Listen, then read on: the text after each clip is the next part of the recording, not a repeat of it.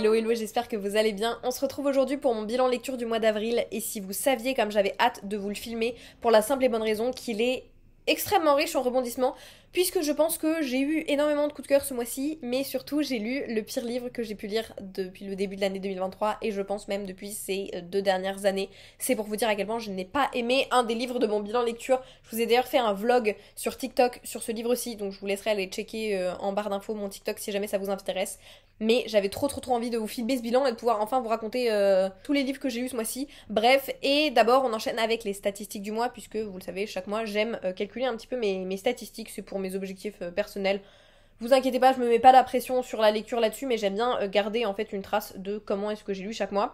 Donc, ce mois-ci, j'ai lu 13 livres, un total de 3610 pages. Et en termes de format, j'ai lu 11 livres au format papier et 2 livres au format audio. C'est assez intéressant parce que d'habitude, je lis beaucoup plus au format audio. C'est un format que je privilégie beaucoup pour pouvoir faire autre chose en même temps. Et ce mois-ci, j'ai beaucoup plus lu en papier. Et pour ce qui est des genres que j'ai lu une romance, un recueil de poésie, 2 thrillers, 3 BD, 2 contemporains, 3 fantasy et 1 fantastique. Donc des genres, ma foi, très variés.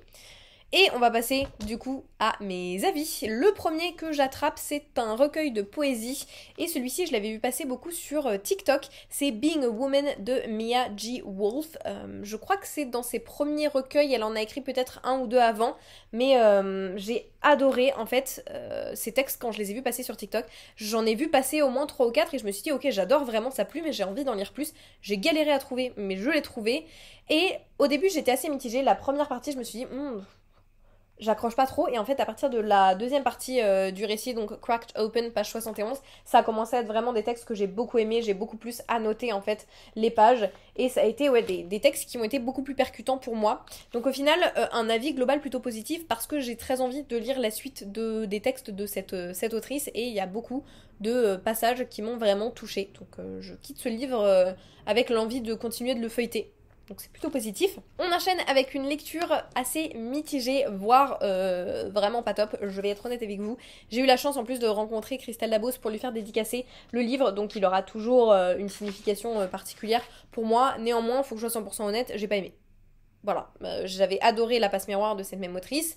Pour autant, je me mettais pas la pression en me disant voilà, elle a sorti La Passe Miroir, faut que ce soit comme La Passe Miroir. Non, je pense que j'aurais lu ce livre-ci en ne connaissant pas l'auteur, je n'aurais pas aimé non plus. En fait, c'est un livre, c'est un peu un ovni littéraire, je pense, très honnêtement. C'est un livre qui est extrêmement original, extrêmement unique, et c'est ce qui fait que pour une partie de la population, ça sera un énorme coup de cœur et pour l'autre ça ne marchera juste pas en fait. Je pense qu'il n'y a pas vraiment d'entre-deux avec ce livre ici, c'est soit on est complètement transcendé, soit on se demande ce qui se passe et qu'est-ce qu'on est en train de vivre en lisant ce livre-ci.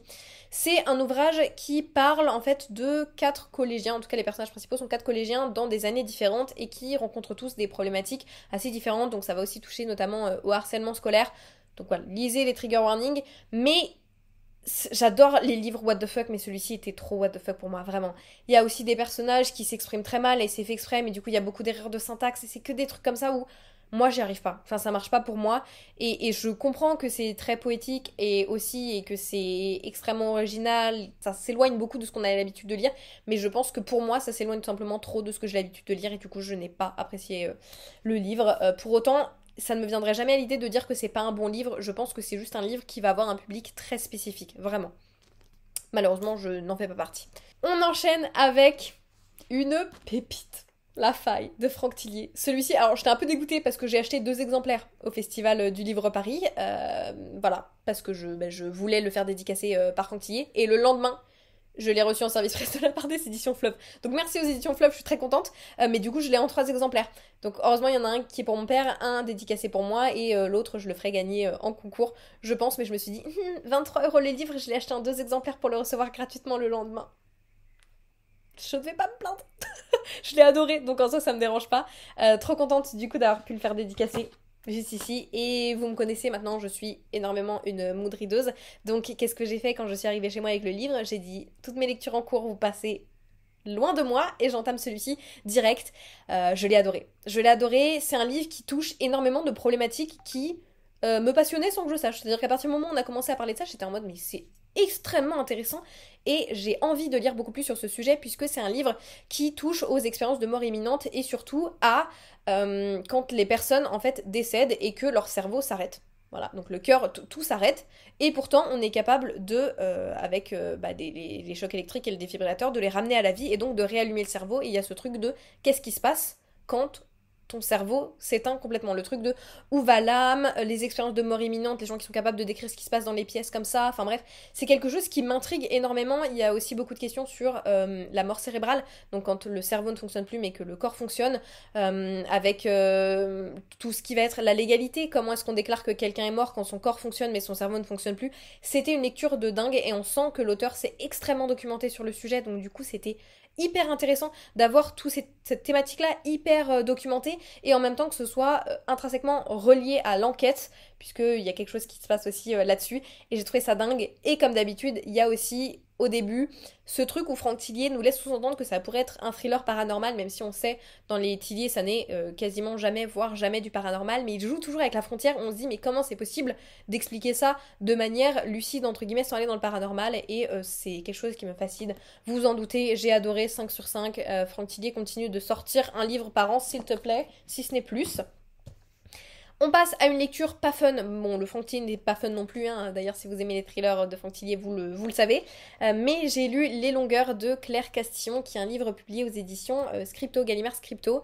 Et celui-ci, c'est une lecture que je ne conseillerais pas à tout le monde puisque ça aborde le sujet de la pédophilie et surtout l'emprise en fait qu'ont les pédocriminels sur les enfants.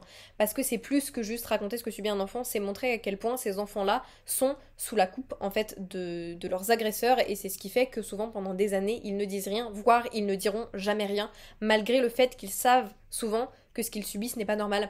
Donc voilà, vous vous en doutez, c'est un livre qui n'est absolument pas facile à lire, parce qu'en plus ça se passe dans la sphère familiale, donc ça rajoute aussi quelque chose d'encore plus compliqué, et on n'a qu'une envie, c'est de zigouiller la personne qui fait ça, hein, très honnêtement.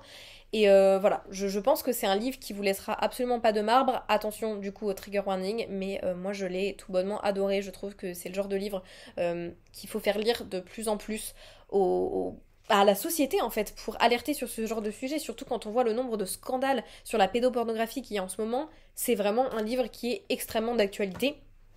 Et en parlant de livres extrêmement actuels, on en a un autre, et c'est Nos plus belles années de Clara Hérault, que j'ai aussi adoré. Bah vous le voyez, de toute façon je l'ai énormément annoté, vraiment c'est une pépite. Je trouve que l'avenir des auteurs français est assuré entre Clara Hérault et Margot de Seine, c'est incroyable. Celui-ci, c'est aussi un livre qui va toucher à des sujets assez compliqués, puisque ça va parler des agressions sexuelles et des viols. Bah voilà, parce qu'il faut dire le mot, hein, c'est plus qu'une agression sexuelle, ce qui se passe, c'est un viol. Dans ce livre-ci, où on suit deux amies qui ont toujours été amies, elles sont amies depuis l'enfance et qui décident de partir étudier à Sciences Po, sauf qu'elles vont rencontrer un garçon qui va un petit peu, beaucoup mettre à l'épreuve leur amitié. Donc c'est un livre qui parle d'agression sexuelle, de viol, mais c'est aussi un livre qui parle de la beauté de l'amitié et de se créer des liens avec des personnes qu'on va en fait intégrer dans notre famille, qu'on va transformer en notre famille, même si on n'a pas de lien de sang de base. Et j'ai adoré, c'était un livre qui était extrêmement bien écrit, très actuel, qui mâche pas ses mots sur ce qui est important de dire aujourd'hui dans notre société. Rien que pour ça, je peux que vous recommander de le lire. Encore une fois, bien évidemment, pensez à checker les trigger warnings, parce que bah il y a plein de sujets compliqués qui sont abordés. Pour autant, je pense qu'encore une fois, c'est un livre qu'il faut faire lire. Ensuite, on va parler d'un livre qui a fait polémique sur les réseaux sociaux, et c'est Lies We Sing to the Sea de Sarah Underwood, qui a fait polémique. Je vous explique, parce qu'en fait, l'auteur a dit que son livre, et il est vendu en plus comme ça, comme un retelling de l'Odyssée, donc de Homère, oui, je crois que c'est ça. Sauf que, problème, l'auteur a dit ensuite dans une interview, oui, mais je n'ai pas lu l'Odyssée, mais j'ai lu Percy Jackson et d'autres livres où il est mentionné, donc je connais ce qui se passe. Oui, mais je suis désolée, si tu veux faire un travail de réécriture, tu es obligé de lire l'original. C'est comme si tu allais... si tu écrivais une critique d'un tableau en ne lisant que d'autres critiques du tableau. Bah non, ça marche pas. Si tu veux faire une réécriture, tu es obligé de lire le mythe original. Enfin, pour moi, ça me paraît logique. Et voilà, donc du coup, elle a eu ce que je cautionne pas du tout par contre, une vague de 1 étoile, notamment sur Goodreads, donc le livre avait des 1 étoile que personne n'avait jamais lu. Pour autant, du coup, je l'ai lu, je me suis dit je veux me faire mon avis, et c'est extrêmement frustrant parce que le livre est très bien. Vraiment, c'est un super livre. Honnêtement, je l'ai dévoré. C'est un premier roman, ça se sent sur quelques trucs, et ça se sent qu'elle n'est pas non plus hyper calée sur la mythologie grecque. Il y a certains trucs qui ont été modifiés qui n'avaient pas besoin d'être modifiés dans l'histoire de Pénélope notamment et qui est retracé donc dans l'Odyssée. Donc ça se sent et c'est dommage. Par contre, pour autant, je trouve qu'il mérite aucunement l'acharnement qu'il y a eu dessus avec les 1 étoile parce que elle a dit qu'elle avait fait un retelling et elle l'a pas lu, c'est critiquable, oui. Après, aller mettre une note de 1 étoile à un livre que vous n'avez pas lu, alors que quand on le lit, en plus, on se rend compte que le livre est bien pour un premier roman, je trouve ça triste. Dénoncer, oui, s'acharner, non. Il y a une différence. Donc voilà. Tout ça pour vous dire que si vous cherchez un livre extrêmement poussé sur la mythologie grecque, non. Si vous cherchez un livre inspiré par la mythologie grecque, un peu sympa, fantasy, polyamour, tout ça, très très cool. Ça, j'ai beaucoup aimé aussi la représentation du polyamour, c'est original, on la voit pas souvent. Et voilà. J'ai passé un bon moment avec ce livre, malgré le fait qu'elle n'ait pas lu l'Odyssée. J'espère qu'elle le fera entre-temps, maintenant. Un que j'ai énormément aimé ce mois-ci, je pense qu'il est dans mon top 3 de mes meilleures lectures, c'est City of Nightmares de Rebecca Schaffer. Et celui-ci, c'est le faiseur de rêves si ça se passait à Gotham City. C'est tout ce que je peux vous dire. Et on y suit une meuf, ça j'ai adoré, une protagoniste. La meuf, c'est Courage le chien foussard. Vraiment. C'est-à-dire que sa meilleure amie, elle est en train de se faire attaquer par un démon qui essaye de la tuer et elle est là. Je m'en vais, je cours, je vole, adieu, démerde-toi. Voilà. Donc on est sur l'héroïne la plus courageuse, c'est ironique, de l'histoire de l'humanité. Hein, vraiment, elle a peur de tout. Après, elle a une excuse, c'est-à-dire que le tout début du livre, c'est elle, en gros, pour vous donner le pitch, parce que là, j'y vais dans n'importe quel sens. Le pitch, c'est dans cette ville-ci, du jour au lendemain, les gens ils commençaient à faire des cauchemars quand ils dorment. Enfin, on a tous fait des cauchemars, mais en gros, quand vous faisiez des cauchemars, vous vous transformiez en votre pire cauchemar. Donc d'un coup, genre, il y en a un, c'est un ver de terre géant qui bouffe tout le monde dans la ville, quoi. Et donc, ils ont mis des trucs, des médicaments et des trucs dans l'eau qui font que vous ne rêvez plus la nuit pour éviter que, quand vous rêviez, vous fassiez un cauchemar et que vous vous transformiez en votre pire cauchemar. Sauf que la sœur de notre personnage principal, elle s'est transformée en araignée et elle a bouffé son père. Voilà. Alors qu'il y avait notre personnage principal présent dans la pièce. Donc depuis, elle a peur de tout. Elle a peur de tout. Et elle fait partie d'une sorte de culte qui vise à aider les gens qui ont perdu des membres de leur famille ou des gens qu'ils connaissent qui se sont transformés en cauchemars, justement.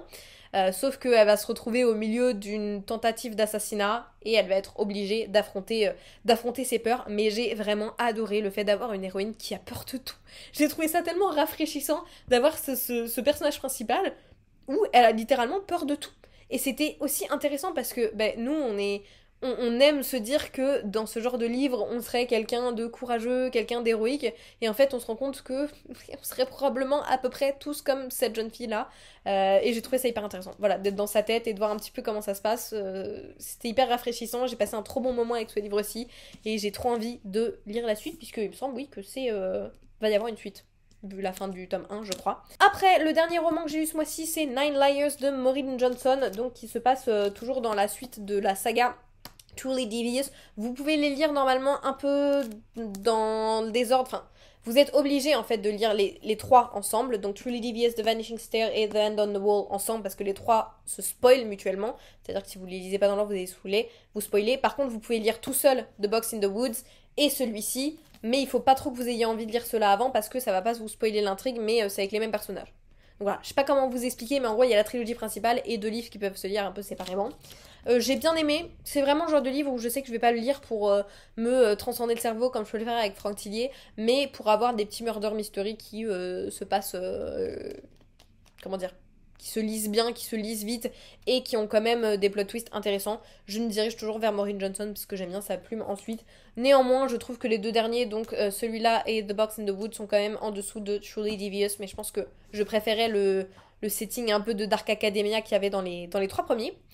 Et on conclut avec les BD, puisque j'en ai eu 3 ce mois-ci. En premier, j'ai acheté au Salon du Livre Les Héricornes de Véronica Alvarez, donc qui est la dessinatrice qui nous a fait la dédicace, et Kit Toussaint, le scénariste de la BD Elle, que j'avais adoré, donc vous avez probablement entendu parler. Regardez ma petite dédicace, elle est trop mimes. Et celui-ci, en gros, je voulais un peu le résumer parce que je veux pas vous spoiler comme j'ai déjà terminé. Tous les 100 ans, le royaume de Lemuria envoie son héritière au temple de la déesse Aurora pour lui demander protection et formuler un vœu. Pour Céleste, la nouvelle héritière, le chemin sera long et semé d'embûches, mais elle pourra compter sur les armes de Lemuria et sa licorne, Sadalbari. Ce qu'elle ignore encore, c'est que son glorieux destin n'a rien d'unique. Elle le partagera avec 4 autres héricornes, les héritières aux licornes. Et j'ai trop aimé, mis à part ce personnage-là, parce qu'elle parle d'elle à la troisième personne. Ça m'a tapé sur le système. Je sais que c'est probablement fait exprès, mais ça m'a tapé sur le système. Et en parlant de BD pour enfants, j'ai aussi reçu Molang de la part des éditions Dupuis. Et j'adore, c'est trop mignon. Celui-là, il n'y a même pas de texte, hein, il me semble. Oui, c'est ça. Il n'y a même pas de texte, c'est vraiment juste imagé. On y suit les aventures de Molang, donc cette créature qui n'a ni genre ni espèce, accompagnée de ce petit poussin. Et il leur arrive plein d'aventures trop choupies ensemble. Je trouve ça trop mignon. Franchement, pareil, c'est pas prise de tête, mais c'est trop chou. Il leur arrive plein de petites aventures. Et voilà. Ah, il s'appelle Piu Piu le poussin.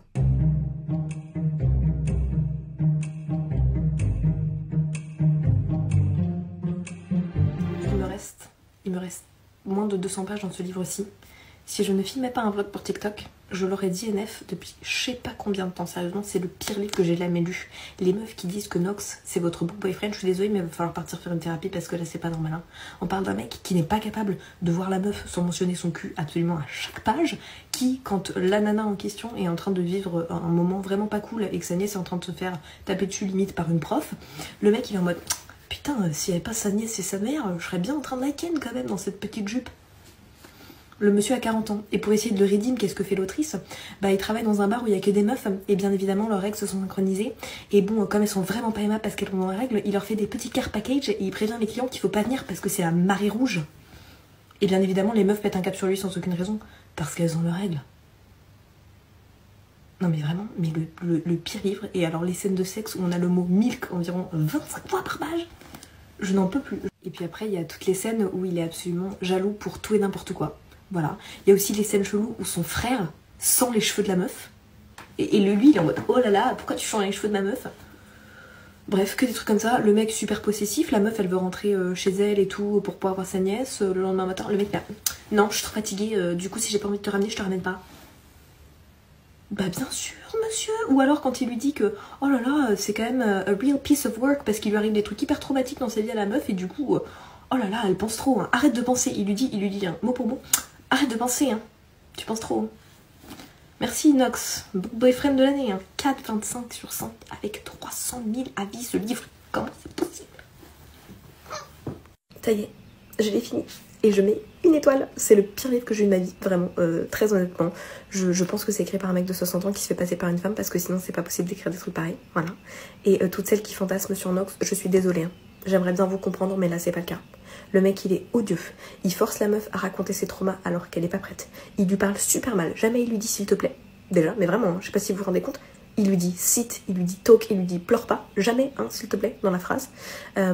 Quoi d'autre aussi? Il la force à lui dire ses traumas alors qu'elle a pas envie. Quand elle veut pas faire un truc, qu'est-ce qu'il fait? Il la porte de force pour l'emmener dans son bureau. Ça aussi, c'est pas normal. La meuf, elle se fait cambrioler et tout, elle est pas bien. Le mec, qu'est-ce qu'il dit? Good girl. Cringe, mais cringe, mais cringe. Ça, plus les scènes de sexe, la manière dont il lui parle, c'est tellement cringe. Le mec ne sait pas parler poliment. Il sort dans une seule et même phrase 5 fois le mot fucking, quand même. Pas dans une scène de sexe, hein, juste parce qu'il parle comme ça. Voilà. Enfin bref, et les plot twists, les retournements de situation, mais c'était nul. Et voilà, c'est tout pour mon bilan lecture du mois d'avril. J'espère que ça vous aura plu. N'hésitez pas à me dire comme d'habitude en commentaire quelle a été votre meilleure et votre pire lecture du mois. Et je vous laisse mettre un petit emoji poussin en commentaire pour honorer Piu Piu, qui m'a bien diverti ce mois-ci. Et moi, je vous fais de gros bisous et je vous dis à la semaine prochaine. Ciao, ciao.